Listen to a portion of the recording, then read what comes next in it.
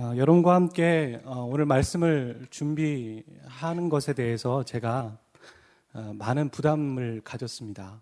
왜냐하면 오늘의 주제가 하나님의 꿈, 우리의 성도의 유산인데 내가 과연 처음에 선교에 대한 마음과 헌신으로 나갔던 그 마음이 있는지, 혹은 또한 이 비전을 성도님들에게 30여 분 남짓 전하는 것인데 정말 하나님의 꿈을 잘 전할 수 있을지에 대한 그 거룩한 부담감과 이 주제에 대한 무게감 때문에 한 주를 그렇게 보냈던 것 같습니다. 잘 정리해서 여러분과 함께 소개해 보려고 합니다. 저희들이 오늘 여기에 있을 수 있는 이유는 아마 많은 선교사님들이 우리에게 복음을 전해 주셨기 때문일 거예요. 다른 나라에 와서 또한 풍토병에 고생도 하시기도 하고, 또 처음에는 실수와 또 잘못들을 저지르기도 하시긴 하셨지만 분명히 하나님의 뜨거운 마음으로 우리에게 복음을 전해주셨고 헌신하셨기 때문에 오늘 우리가 있지 않나 생각합니다. 그분들이 저희들을 조선에 처음 왔을 때 언어들이 좀 서툴잖아요. 그리고 한국 문화에 익숙하지 않으니까 어설프게 배워가지고 여러 가지의 실수들을 범하시긴 하셨는데, 왜 저희가 보면 조선시대는 남녀 7세 부동석이었지 않습니까? 그러니까 이제 선교사님들이 어설프게 언어를 배우셔가지고 순 놈은 이쪽으로 가시고 암 놈은 이쪽으로 가세요, 뭐 이런 식으로 그렇게 했던 거를 전해 들을 수 있습니다. 재밌으셨어요? 네. 여러분 꿈이 있으십니까? 네, 감사합니다. 1부 때도 그렇게 말씀해 주셨는데 저도 꿈이 있습니다. 거창하지 않더라도 우리는 바람이 있을 거예요. 바람이 있고 소망이 있고 소원이 있죠. 모두에게 있을 겁니다. 어린 청소년들, 자라는 학생들에게는 아마 꿈이 좋은 대학에 진학하는 게 아닐까 생각합니다. 우리 형제님들에게 무슨 꿈이 있을까 생각해 보니까요, 보편적인 꿈은 건강하게 사시는 것 같아요. 요즘 사회가 우리 형제들을 그냥 내버려 두지 않잖아요. 지쳐 있고 탈진할 수밖에 없는 이런 상태에 있기 때문에 참 건강했으면 좋겠다, 그런 마음이 있으실 것 같고, 자매님들에게 꿈은 냉장고 한번 교체하는 거, 그런 게 꿈이 되지 않을까, 그런 생각들을 해보게 되었습니다. 우리 모두는 작게는 바람이 있고 크게는 꿈이 있습니다. 그리고 그것을 위해서 우리 인생을 투자하고 헌신하고 있습니다. 꿈하면 생각나는 사람이 한 명 있는데 저는 마틴 루터킹 목사님이 생각이 났습니다. 미국의 흑인 운동 지도자셨어요. 그분의 1963년 8월 28일 워싱턴에서 유명한 설교를 하셨죠. I have a dream.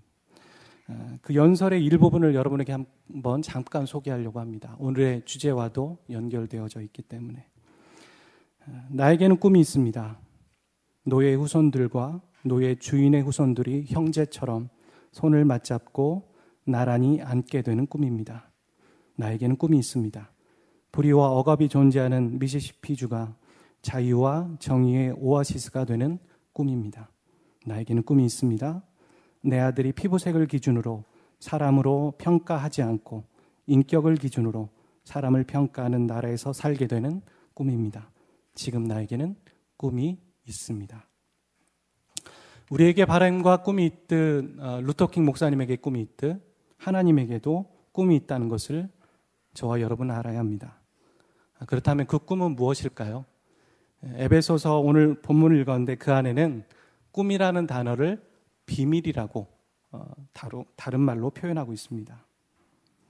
비밀은 숨겨져 있는 것이죠. 숨겨져 있는 것을 말하게 되는 것인데, 실제로 오늘 본문의 5절에 보면은 예전에는 감추고 알리지 않았는데 이제 때가 되어서 거룩한 사도와 선지자를 통해서 알게 하시는 것이다 라고 말하고 있습니다. 근데 여러분, 이 말씀을 오해하지 마십시오. 예전에는 전혀 알리지 않고 하나님께서 꽁꽁 숨겨 놓으셨던 것인데 이제는 드러내시는 것이 아니라, 예전에는 함축적이고 암시적인 거였는데 이제는 세상에 밝히 드러내셨다, 그런 의미입니다. 그러니까 새롭게 말한 적이 없는데 새로운 걸 말하는 것이 아니라 어렴풋한 것을 밝히 드러내셨다는 것이죠. 그 하나님의 비밀, 하나님의 꿈, 두 가지인데 그것이 무엇일까요? 첫 번째는 예수 그리스도이십니다. 성도들에게 있어서 소망은 무엇일까요? 바로 예수 그리스도이십니다. 네, 하나님에게도 소망은 예수 그리스도이시라는 거죠. 여러분 에베소서를 적은 바울이 어떻게 하나님의 비밀이 그리고 그리스도의 비밀이 예수님이라는 것을 말할 수 있었을까요? 바울은 언제 예수님을 만났습니까? 다메섹 도상에서 만났습니다. 그리고 그가 무엇을 하다가 그 다메섹 도상에서 만났습니까? 예수님을 믿는 사람들을 잡고 옥에 가두고 또 핍박하기 위해서 가던 도중에 그는 만났습니다. 그의 동기는 무엇이었을까요? 그의 동기는 하나님을 정말 잘 섬기는 자였어요. 하나님께 충성하기 위해서 그 다메섹 도상을 가고 있었던 거예요. 근데 그 예수님을 만난 거죠. 근데 그 예수님이 누구셨습니까? 하나님이셨던 거예요. 그래서 바울은 그 다메섹 도상에서 와, 은혜다, 놀랍다가 아니라 먼저 충격을 먹은 거죠. 내가 정말 잘 섬겼던 그 하나님이 내가 핍박하는 예수라고 충격을 먹게 된 것입니다. 사람들 생각에도요, 하나님이 이 세상에 인간을 구원하시려고 하신다면 뭔가 어마어마하고 이 땅을 들었다 놨다 할 스펙타클한 그런 일을 하실 거라고 생각을 합니다. 그런데 하나님의 구원 방법은 무엇이었습니까? 그것은 한 연약한 갓난아이가 말구에서 태어난 일로 시작됐습니다. 그리고 그분은 일상 동안 순탄하지 않으셨어요. 핍박받으셨고 또 환영받지 못하셨어요. 그분의 말로는 십자가에서 죽음이었습니다. 그래서 사람들은 솔직히 예수님이 실패자라고 생각했어요. 그리고 그에게는 구원이 없다고 생각했죠. 그런데 하나님은 이 예수님을 통해서 인류를 구원하실 계획을 오래전부터 갖고 계셨습니다. 그것을 바울이 깨달은 거예요. 그리고 저와 여러분이 오늘 깨닫게 되신 겁니다. 사도행전 4장 11절과 12절은 예수 그리스도께서 비밀이시라는 얘기를 일목요연하게 잘 설명하고 있어요. 한번 같이 말씀을 읽어보시겠습니까? 시작. 이 예수는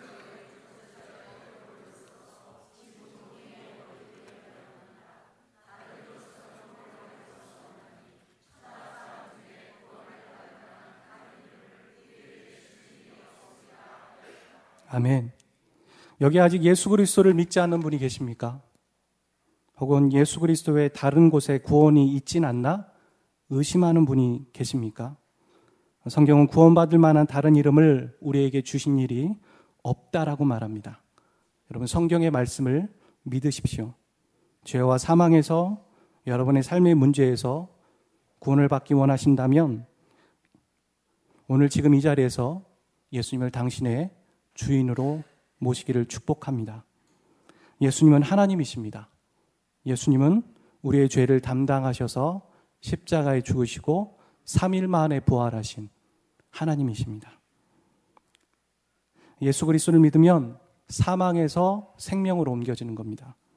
예수 그리스도를 믿으면 사단의 자녀에서 하나님의 자녀가 되는 것입니다. 그런 권세를 누리시기를 축원합니다. 예수님을 당신의 마음에 영접해 보십시오. 하나님은 오래전부터 예수 그리스도를 통해서 구원의 역사를 이루시기로 결정하셨습니다. 그래서 하나님의 꿈은 예수 그리스도이십니다. 두 번째 꿈은 무엇일까요? 6절에 나와 있습니다. 하나님의 꿈은 이 예수 그리스도를 통해서 이방인과 유대인이 가족이 되어서 하나님의 상속자가 되는 것입니다. 여러분, 당시 유대인들은 이방인을 어떻게 생각했습니까? 그리고 유대인과 이방인의 관계는 어떠했습니까? 서로 상종하지 않았어요. 같이 살지도 않았고 겸상하지도 않았고 아주 철천지 원수였습니다. 유대인들의 생각에 하나님이 사람들을 구원하신다 하더라도 그 명단 안에는 이방인은 절대 없을 거라고 생각했습니다. 그런데 이게 웬일입니까? 하나님의 구원 계획 안에 이 이방인이 포함되어 있다는 것이죠. 여러분 질문 하나 해보겠습니다. 여러분 유대인이십니까? 이방인이십니까? 이방인이십니다. 하나님의 구원 계획 안에 저와 여러분이 오래전부터 포함되어져 있었다라는 것이죠. 아멘. 여러분, 이 이방인이라는 단어를 좀 살펴볼 필요가 있어요. 이방인이라는 단어는 성경에 곳곳에 한국말로 다른 표현으로 써 있거든요. 그러니까 뭐 민족, 열방, 족속, 만국, 이 모든 단어가 이방인이라는 뜻이고 헬라어로 한 단어로 통합니다. 에스노스라고 하거든요. 이것은 같은 문화와 언어를 가진 사람들이라고 써 있습니다. 그리고 가로 열고 특히 유대인이 아닌 이방인, 가로 닫고 그렇게 써 있습니다. 그러니까 유대인이 아닌 모든 사람들을 민족, 족속, 만국, 열방 그렇게 말하는 것이죠.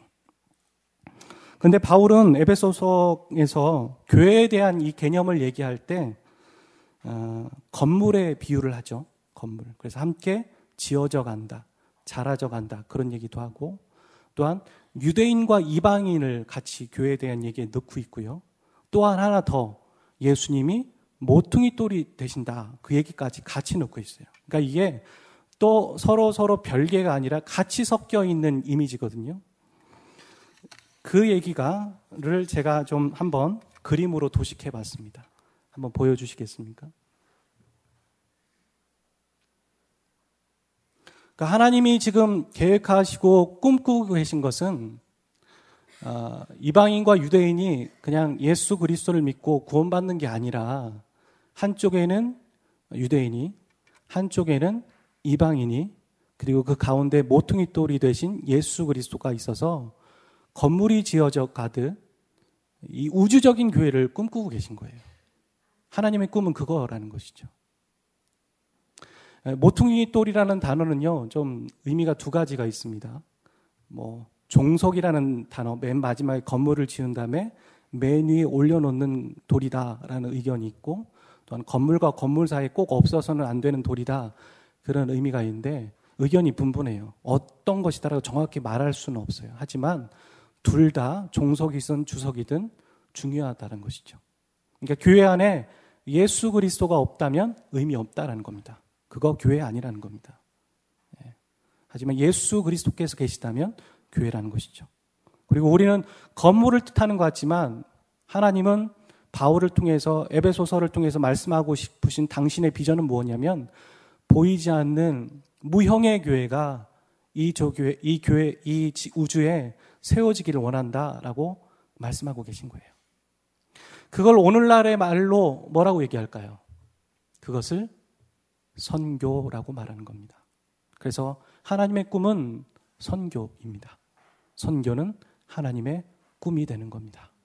여러분, 하나님의 꿈이 선교라면 선교는 선교사들만 하는 걸까요? 아니죠. 예수 그리스도를 믿는 하나님의 자녀라면 누구나 관심 갖고 해야 되는 겁니다. 그래서 선교는 옵션이 아니라 선택사항이 아니라 필수입니다. 그런데 우리가 군선교, 기관선교라고 단어를 붙이잖아요. 근데 이 선교라는 단어는요, 타문화권에 가서 복음을 전하는 거거든요. 근데 왜 군선교라고 얘기하냐면 군대가 타문화권 같으니까 그래서 군선교다 그렇게 표현하지만 정확하게 성경적으로 말할 때는 민족, 이방인에게 가서 복음을 전하는 게 선교이고 하나님이 원하시는 게 그거라는 겁니다. 근데 여러분, 이 교회라는 이미지가 함께 지어져 가는 건물이다라고 얘기를 했는데 이게 단지 그냥 우주적인 교회에서 함께 지어져 간다는 이미지와 정신이 거기에만 공유가 되어져야 될까요? 아니에요. 한번 다음 화면 보여주시겠어요? 네. 이 새누리라는 이 지역교회 안에도 이게 함께 지어지고 공유되어져야 되는 것이죠. 여러분, 함께 지어져 간다는 것은 완료형일까요? 진행형일까요? 진행형이 맞습니다. 정확히 헬라어에서는 함께 지어져 간다, 진행형으로 쓰고 있어요. 아직도 지어져 가고 있는 거예요. 지금 우리가 숨 쉬고 있는 이 시간에도 함께 이방인들이 지어져 가고 있는 거예요. 아직 돌아올 사람들이 있거든요. 그리고 우리도 새누리라는 지역교회 안에도 함께 지어져 가는 것이죠. 여기 안에는 형제가 있고 자매가 있습니다. 형제와 자매는 물과 기름이라서 절대 섞이지 않습니다. 그런데 예수 그리스도 안에서 하나가 될 수 있는 거예요. 제 표현이 좀 과했나요? 이 안에는 교육자와 성도가 있습니다. 각각의 역할이 있지만 함께 지어져 가는 거예요. 이 안에는 장년이 있고 어린 세대가 있습니다. 여러분, 더울 때 에어컨 틀고 싶으시죠? 여기 엄청 더우면 에어컨 틀어야 되잖아요. 어린아이들도 에어컨 틀고 싶어 합니다. 시원한 거 원합니다. 5층 가보세요. 말씀 듣기 너무 어려울 정도 더울 때가 있어요. 에어컨이 없어서. 그렇다는 겁니다. 함께 지어져 가야 되는 거예요. 여기에는 가족 교인이 있습니다. 저희 교회는 가족들이 많죠. 그렇죠? 상대적으로 봤을 때 혼자 신앙생활 하시는 분들이 계세요. 그렇지 않으세요? 함께 지어져 가야 돼요. 놓치면 안 된다고요. 간과해서는 안 된다는 겁니다. 함께 지어져. 그러니까 전교인 수련을 하든 어떤 우리가 행사를 할 때 모든 사람이 함께 동참할 수 있도록 배려하는 게 함께 지어져가는 이 정신인 거예요. 아멘. 그리고 이 안에는 직분자와 비직분자가 있습니다. 성도 안에도. 그들은 함께 지어져 가야 돼요. 그리고 연구직이 있고 또한 개인 사업을 하시는 분이 계세요. 함께 지어져 가는 거. 여러 가지가 있겠죠. 교회는 그런 이미지입니다. 그래서 잘하는 사람이 더 잘하게 하는 것도 교회가 해야 될 역할이지만 못하는 사람이 할 수 있는 자리에 나오게 해주는 게 바로 교회가 해야 될 역할이고 그 정신이 공유되어져야 되는 것이죠. 새누리라는 지역교회 안에 그 정신이 공유되어져서 함께 지어져 가는 것이 충분히 공유되어져 갈 때 우리 안에 또 어떤 필요를 느끼겠습니까? 한국만 이러면 안 되지. 이방인들이 주님께 돌아와야지 라면서 함께 지어져 가는 정신이 열방에 공유되어져 가는 것이죠. 그래서 선교가 이루어지는 겁니다. 그러니까 선교라는 것이 우리는 잘 못하는, 우리 내부적으로는 뭐 문제가 있는데 선교만 잘하는 그런 공동체는 없는 거예요. 분명히 그 정신은 함께 지어져 가는 정신이 공유되어지는 것이죠. 근데 여러분, 제가 아까 이방인이라는 얘기, 민족이라는 얘기, 그 얘기를 했는데요. 이 민족이라는 단어가 되게 중요합니다. 삼위 하나님께서 이미 이 얘기를 계속하고 계셨더라는 거예요. 아까 얘기했죠. 아예 꽁꽁 숨겨놨던 것인데 이제 드러내는 것이 아니라 함축적이고 은유적으로 표현하셨던 것인데 그것이 이젠 밝히 드러난 것이라고. 여러분 한번 화면 한번 보여주시겠습니까? 삼위 하나님도 말씀하셨습니다. 특별히 성부 하나님이 아브라함을 부르실 때 뭐라고 말씀하셨어요? 땅의 모든 족속이 너로 말미암아 복을 얻을 것이다. 하나님의 세계 경영이 거기서부터 시작되는 것이에요. 모든 민족, all nation 그 얘기를 쓰는 것이죠. 그 다음에 성자 예수 그리스도께서 뭐라고 하셨습니까? 하늘과 땅의 모든 권세를 주셨으니 너희는 가서 모든 민족으로, 이게 똑같은 단어거든요. 족속, 민족, 이방인 다 똑같은 단어예요. 헬라어에서는 한 단어로 씁니다. 에스노스. 그리고 성령께서, 오늘 성가대가 불같은 성령, 제가 정말 추억 돋는 찬양을 해주셨어요. 제가 대학교 때 불렀던, 성가대에서 불렀던 그 찬양인데 성령 강림 주일이거든요. 이번 주가 성령 강림 주일인데 성령께서 오셔서 보세요. 그전에도 성령께서는 임재하셨죠. 다윗 가운데도 말씀하셨고 함께 하셨습니다. 하지만 함께 영원히 내주하진 않으셨어요. 그래서 하나님께서는 오순절 마가의 다락방이라는 이 이벤트적인 시간을 통해서 성령께서 너희들에게 내주하신다라는 것을 알려주기 위해서 이 대대적인 이벤트를 하신 거거든요. 근데 성령께서 임재하셔서 생각해 보세요. 무슨 일을 하셨습니까? 방언을 말하게 하셨어요. 우리가 얘기하는 방언 기도가 아니라 내가 이런 얘기를 했더니 거기에 있는 모든 민족들이 다 자기들의 말로 듣는 거예요. 난곳 방언으로. 좀 아쉽지 않으세요? 성령께서 오셔서 예를 들어서 예루살렘의 무덤에 있는 죽은 자를 다 살리는 거예요. 야, 내가 네 헬렙이다. 살아났어. 예수 그리스도 믿어라. 이런다면 더 많은 예루살렘에 믿는 자들이 많아지지 않겠어요? 근데 그런 일을 하지 않으셨다고요. 그냥 난곳 방언을 말하게 하셨어요. 무엇입니까? 모든 민족을 생각하라는 거죠. 민족을 생각해라. 그러니까 오순절에 임하셨던 성령님은요, 선교의 영이셨어요. 선교의 영. 그분은 선교의 영이셨다고요. 이 삼위 하나님께서 모든 민족에게 가라고 말씀하셨습니다. 여러분, 우리는 몇 개의 민족으로 되어져 있을까요? 한국은요. 단일 민족이에요. 한 민족이요. 그래서 이 민족이라는 개념이 좀 이해가 되진 않지만 하나님께서 만들어 놓으신 민족이 몇 개가 될 것 같으십니까? 하나님께서 만들어 오신 민족은 보통 24,000개의 민족이라고 합니다. 24,000개의 민족. 한국이 단일 민족이니까 한 민족이지만 중국은요. 여러분 잘 아시는 주 민족이 한족이잖아요. 비단위 장수 왕서방. 그 왕서방이 한족이거든요. 한족 플러스 54개의 민족. 그러니까 55개의 민족으로 보통 이루어졌다라고 말합니다. 더 많은 민족이라고 얘기하기도 하고요. 아프가니스탄은 6개에서 7개의 민족으로 이루어졌어요. 이렇게 민족 단위로 주님은 복음을 전하라고 말하고 계신 거예요. 민족으로.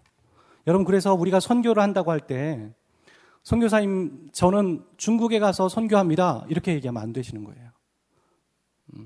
중국의 어디에 어느 민족을 향해 갑니다. 예를 들어 저는 중국 운남성의 모소족에게 갑니다. 모소족은 여자가 가장이 되는 민족이거든요. 좋죠. 모소족에게 갑니다. 이렇게 말씀하셔야 되는 거예요. 그리고 선교사님들에게 여러분이 물으실 때 선교사님 어느 민족에게 가십니까? 여러분 우리 교회에 지금 주파성 선교사가 3분 계시는데 여러분 그 파송 선교사님들이 어느 민족을 섬기고 계신지 알고 계세요? 모르신다면 좀 반성하셔야 돼요. 다른 교회도 아니고 새누리교회가. 그 민족을 향해 가라고 얘기했는데 우리가 그 민족을 바라보지 못한다면 그냥 막연히 베트남입니다.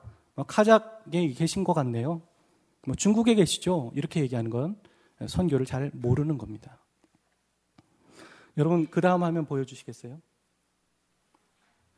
그 미전도 종족이라는 단어가 나왔어요. 이 단어는요. 1974년 로잔 대회라는 세계 복음주의 국제 대회에서 처음 나온 거예요. 그 당시에 빌리 그레엄 목사님이 일대 회장이었습니다.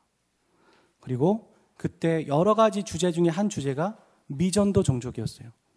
사람들은 이 세계 교회가 복음을 전해서 그래도 복음을 거의 다 전했겠지라고 생각했거든요. 근데 아니었던 거예요. 아직도 주님을 믿지 못하는 수많은 민족이 남아있다는 걸 놓고 깜짝 놀랐어요. 모든 세계 교회 지도자들이. 그리고선 복음 전하자 그렇게 생각한 것이죠. 그래서 미전도 종족. 이 미전도 종족이란 그 민족 안에 민족이요. 나라 말고 민족 안에 기독교인이 2에서 5%가 되지 않으면 미전도 종족입니다. 그러니까 자국이 스스로 복음을 전해서 교회를 만들고 성도들을 만들 수 없는 자력이 없는 종족을 미전도 종족이라고 하죠. 여러분 중국에 가보면 우르무치에 위구르 민족이 있습니다. 아시죠? 중국의 맨 끝 저쪽 그 중앙아시아 쪽에 있거든요. 근데 거기에는 750만이 되는 위구르 민족이 살고 있습니다. 거기에 크리스찬이 몇 명인 줄 아세요? 보고되기로는 70에서 100명입니다. 70에서 100명. 750만 중에 100명. 그런 데가 미전도 종족인 것이죠. 그 다음 화면 보여주세요. 이 미전도 종족으로는요, 어디에 많이 모여있나 이렇게 점을 찍어보니까 어디에 있겠습니까? 북위 10도, 40도 템포리 윈도에 있는 거예요. 그리고 이 템포리 윈도에 어디가 속해 있습니까? 한국이 속해 있죠. 가장 복음화가 많이 된 데가 어딜까요, 그럼요? 한국이에요. 하나님께서 왜 한국을 복음화시켰는지 알 수 있으시겠죠? 세계에서 선교사를 가장 많이 보내는 나라가 어디입니까? 미국이죠. 그 다음은요? 한국이 아니라 인도예요. 근데 인도는 자국민에게 복음을 전하기 때문에 거기에 해당이 되지 않아요. 어떤 데서는 인도가 1등이라고 되기도 하는데 그런데 2위가 한국이죠. 그래서 왜 하나님께서 저렇게 복을 주시고 이 교회를 성장시키시고 우리가 처음에 정말 아무것도 없는 진흙바닥 같았는데 이 한국에 십자가를 세워주셨을까요? 여러분 잘 생각해 보셔야 돼요. 유대인과 이방인이 함께 지어져가는 일에 한국 교회를 사용하기 원하시는 것이죠. 근데 우리는 그 비전이 선교사들만 해야 되는 비전이라고 생각하지 않는지 생각해 봐야 되는 겁니다. 1974년 로잔 대회에서 사람들이 얘기를 했죠. 미전도 종족이 있다라는 얘기를. 그리고선 그들의 민족이 2만 4천 개 민족이라는 걸 계수하게 되었습니다. 그 다음 화면 보여주세요. 다음 화면요. 그래서 2만 4천 개 민족인데 1989년도 2차 로잔 대회 필리핀 마닐라에서 열렸습니다. 그 전에 이제 1차 대회 때 야 복음 전하자, 세계교회가 복음 전하자 막 한 거예요. 그 뚜껑을 다시 열어봤더니 어떻게 된 겁니까? 13,000개 민족이 복음을 듣고 11,000개의 민족이 아직 남아있는 거죠. 미전도 종족으로. 그 정도로 했으니까 다 될 줄 알았는데요. 안 된 거예요. 또 놀라는 겁니다. 그리고 그때 무슨 운동이 일어나냐면 AD 2000 운동이라는 게 일어납니다. AD 2000 운동. 세계교회 지도자들이 2000년도까지 밀레니엄 2000년도까지 복음 전해서 다 끝내자. 주님 오시게 하자. 그렇게 된 것이죠. 그런데 그 일들이 아직까지 진행되고 있습니다. 그리고선 그 시계, 이 미전동족의 시계는 계속 줄기 시작했어요. 다음 화면. 2001년도에 8,000개로 줄었어요. 이것은 공신력 있는 선교단체가 보고한 내용입니다. 다음 화면요. 2004년이 스킵됐네요. 2004년에 6,000개로 줄었죠. 그리고 2006년도에 3,500개가 남았다라고 말합니다. 여러분 그 설교 노트에 보면 3번에 하나님이 이 땅에 만드신 민족은 24,000개라고 했는데 그 아래 말씀이 있죠. 마태복음 24장 14절 말씀 같이 한번 읽어보겠습니다. 시작. 이 천국 복음이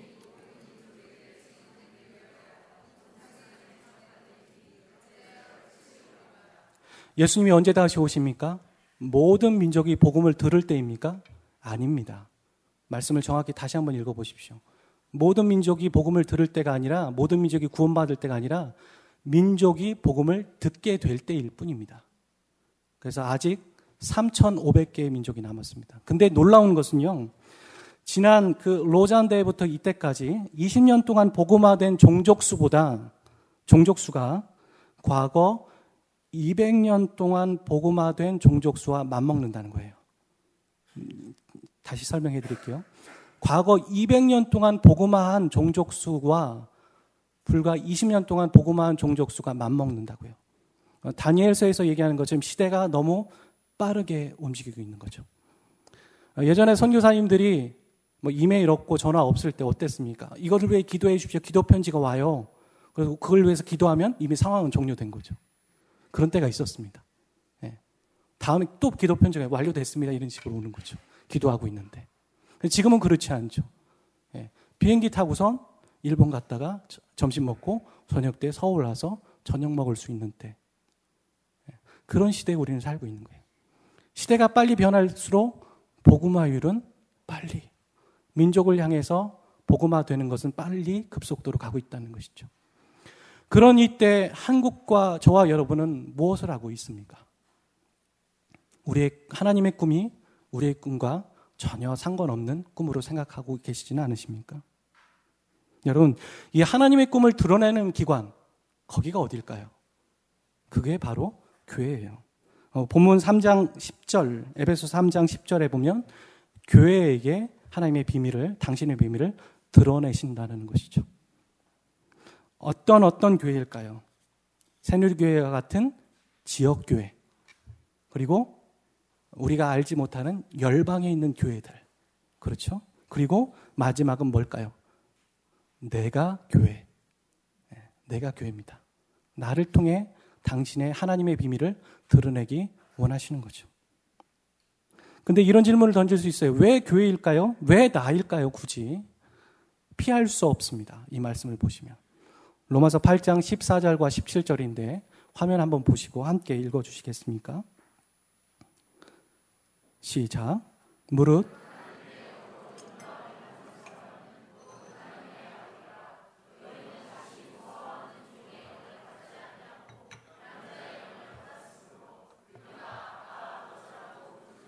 다음 하면요. 성령이 친히 우리의 영과 더불어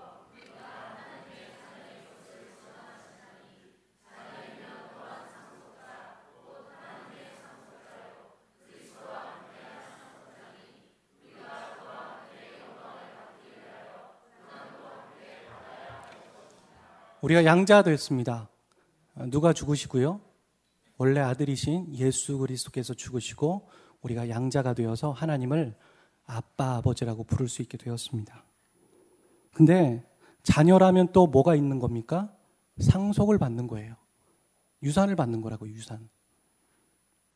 근데 하나님의 상속자여 그리스도와 함께한 상속자니, 그러니까 예수님이 받으신 게 있고요. 그리고 우리도 받는 게 있고 함께 받는 게 있더라는 것입니다. 그 말씀이 5번에 상속자 에베소 3장 6절 얘기하면서 1번, 2번 나오고 있어요.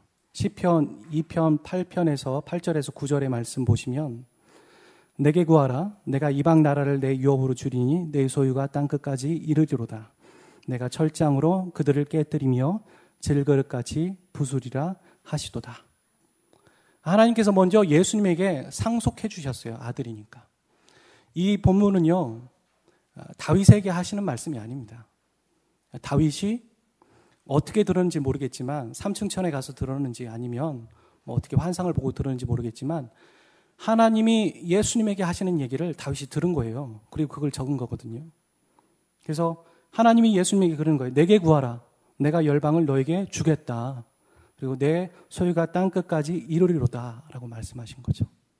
근데 놀라운 것은요, 하나님이 예수님에게 주신 내용, 이 유산을, 유업이라는 건 유산이거든요. 상속자. 근데 계시록 2장 26절 27절에 보니까 다른 곳에 부여되고 있어요. 한번 같이 읽어주시겠습니까? 계시록 2장 26절에서 27절 시작.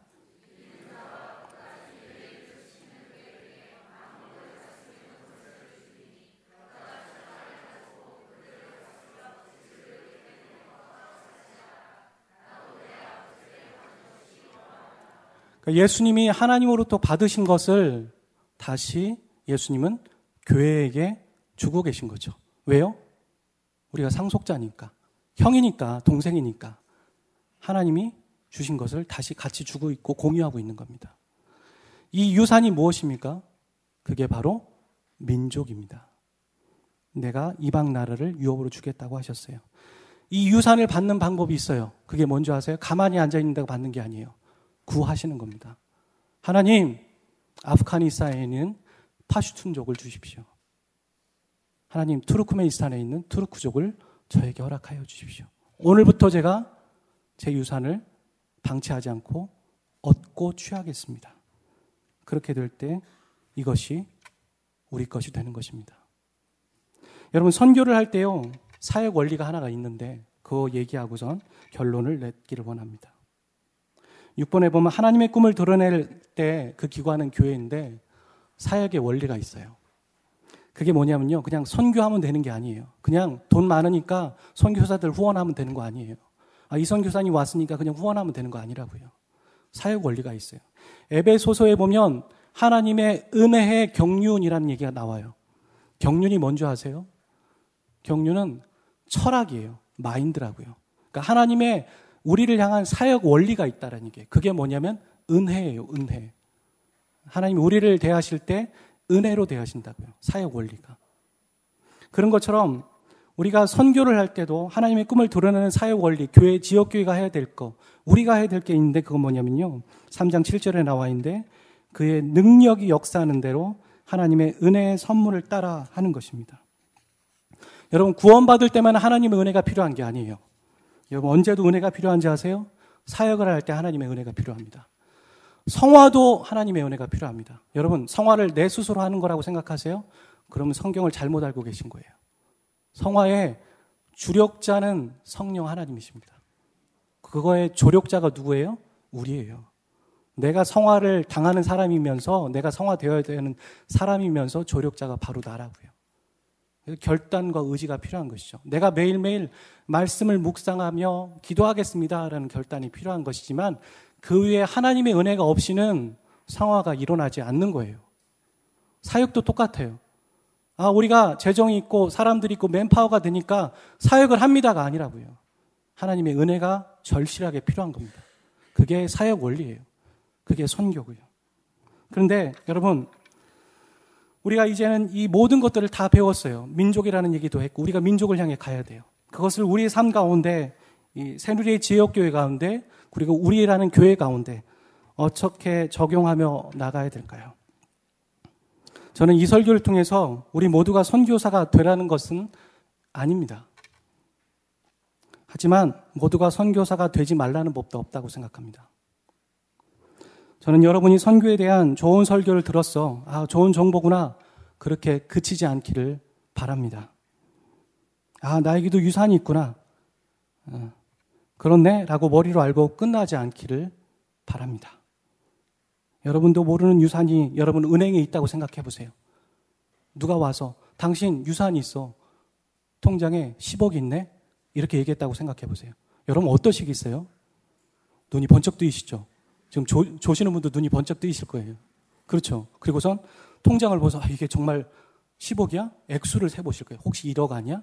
이렇게 하면서 세보실 거예요. 그럼 당장 내일 가서 도장 파가지고 가서 돈 찾아와야지. 그런 생각 안 드세요? 여러분 뷔페집에 가서 멋들어지고 맛있는 음식을 보면서 야, 참 맛있어 보인다. 계속 그러고만 두리번 하는 사람이 어디 있어요? 바보죠. 그렇죠? 그 음식을 접시에 뜨고 내가 먹고 싶은 걸 입에 넣는 게 그때 그게 뷔페를 즐기는 거고 내 음식이 되는 거잖아요. 똑같다는 거죠. 좋구나, 민족이구나, 유산이구나. 그것은 뷔페집에 가서 좋은 음식이네 라고 하는 거랑 똑같은 겁니다. 여러분이 민족을 구하셔야 돼요. 그래서 여러분 오늘 집에 가셔서 인터넷 가서 집 14십장 지도를 피십시오. 아니면 가시다가 마트 가서 지구본을 사십시오. 지구본 알아보니까 36,000원밖에 안 하더라고요. 돌리십시오. 그리고 눈 감고 찍으십시오. 정말로요. 그리고 그 민족을 위해 기도하십시오. 내가 어떤 민족을 위해서 기도해야 될지 모른다면 돌려서라도 찍어서 기도하십시오. 아직 35,000개의 민족이 남아 있습니다. 주님은 곧 오신다고 얘기해요.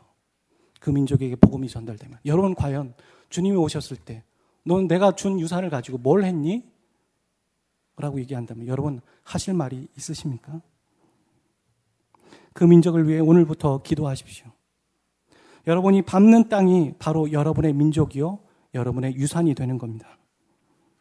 아프가니스탄에는 파슈툰족, 타지크족, 하자라족, 우즈벡족, 아이막족, 투르크멘족 이렇게 수많은 민족이 있습니다. 제가 가봐서 알아요. 그 민족을 품고 왔거든요. 그리고 그 옆에 있는 투르크메니스탄을 품고 왔거든요.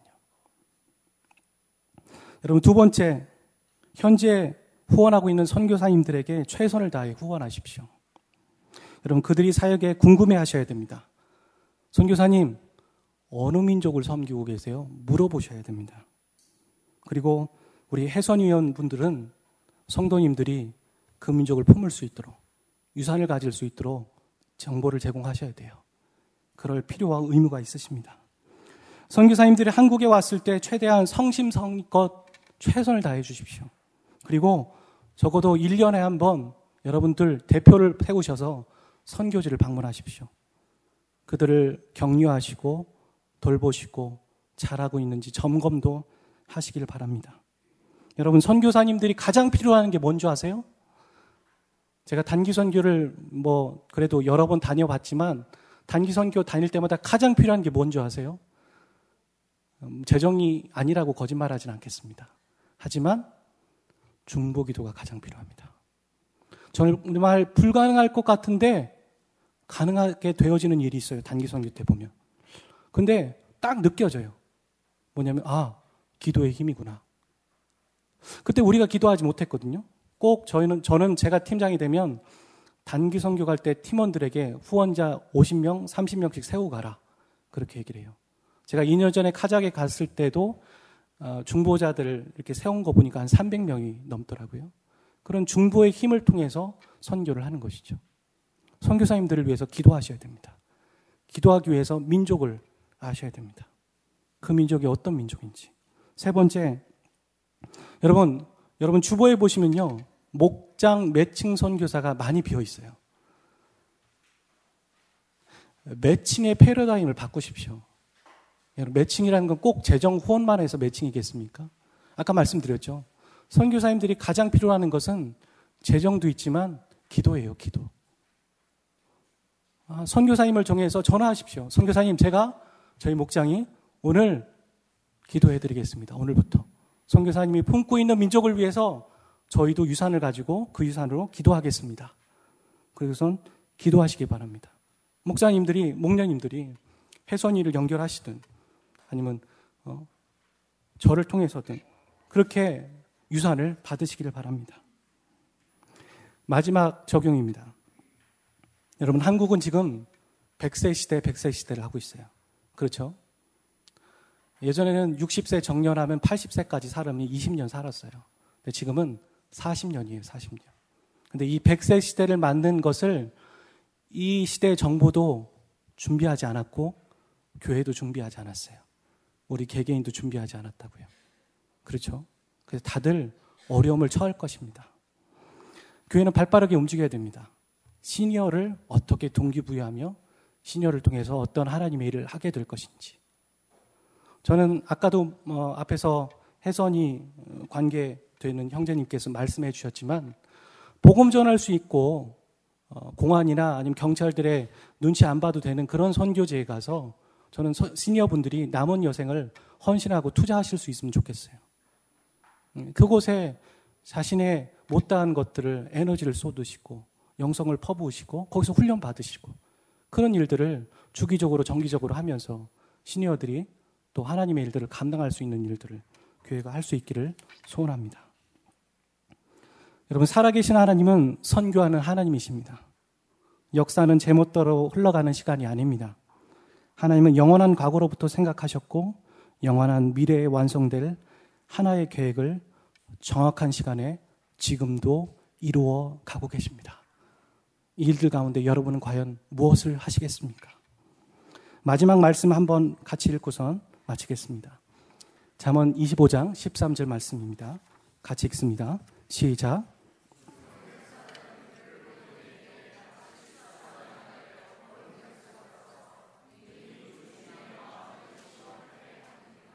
이제 여름이 되어 가죠.